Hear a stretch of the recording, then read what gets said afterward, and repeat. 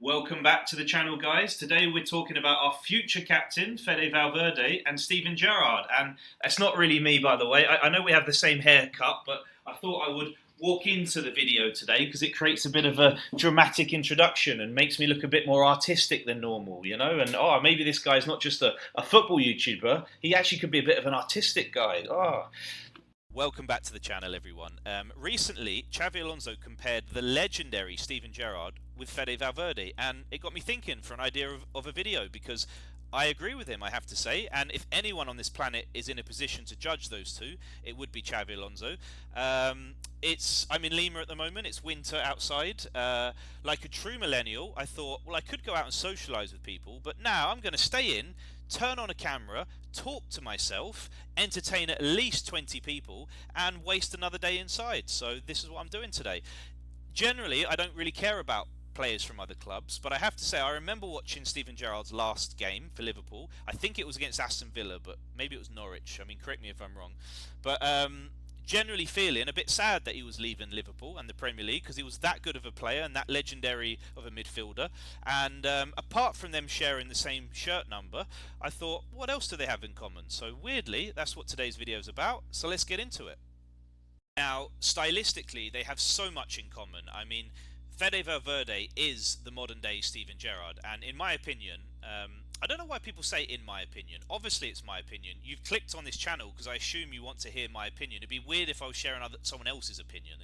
I never really get that expression sometimes. For me, they are carbon copies of each other. I mean, I think the reasons Liverpool fans love Steven Gerrard are the same reasons Real Madrid fans love Fede Valverde. They are classic, all-round, box-to-box midfielders, and they can do anything. And I think I mean, 20, 30 years ago, that was just required of a midfielder. They had to attack and they had to defend. And I think when you listen to someone like Roy Keane today, I think he can't quite understand why the modern midfielders are specialised in that way and they can't just do everything. Because for those midfielders, that's what they had to do. And Fede can do this. Well, statistically, it's not even close. I mean, Steven Gerrard, 748 games, 212 goals, 130 assists. In other statistical sources, I found him playing more than 800 games with 170 assists. I'm not exactly sure how many he got. And Fede Valverde here at 393 games, 34 goals, 35 assists. You know, he's played a little more than half of what Gerrard played. But of course, you know, he's 27. Steven Gerrard's career is finished. I think the numbers will look a lot closer when Fede retires. But what's interesting is when you look at the positions they've played, this is the positions that he played the most on the pitch, and predominantly as a central midfielder. Not all of the games he's played are here, by the way. I don't know if that's because the data wasn't available back in the 90s. I mean, it said he's only played once as a second striker. I'm not a Liverpool fan, but I'm pretty sure he played a lot more.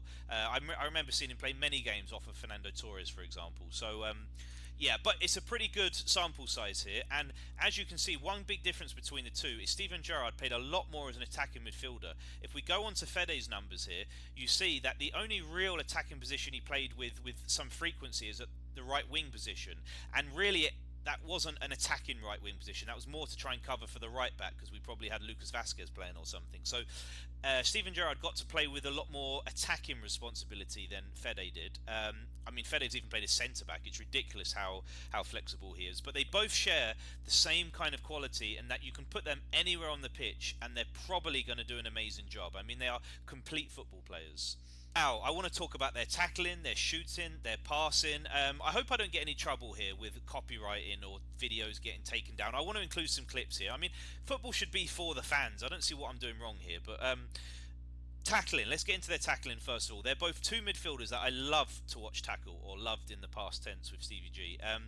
They commit to every challenge. They're two midfielders that seem to enjoy the physicality and a challenge. They're not soft. They don't roll around on the floor. I'm going to play my favourite one of my favourite Steven Gerrard moments here. It's a tackle he done in the derby against Everton. He makes a block and then he chases down Jagielka here with I mean, beautiful. Look at that. The hunger that he's got to win that ball. This is something Fede Valverde has as well. Fede is a great tackler of the ball.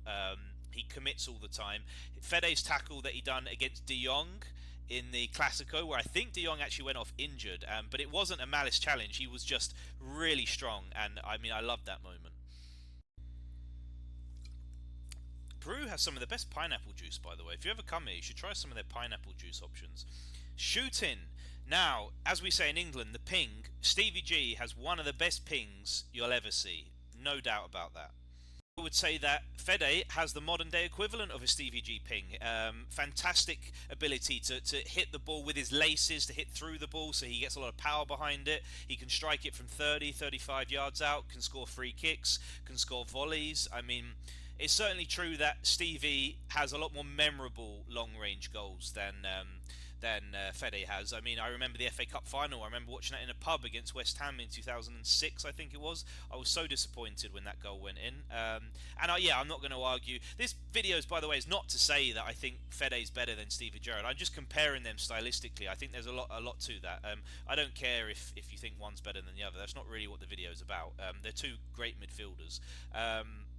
Stevie certainly has a lot more memorable moments than Fede in that regard, but I remember a couple of seasons ago against Man City in the Champions League at the Bernabeu, the 3-3. What a great volley that was from Fede. So I think Fede's shooting is brilliant.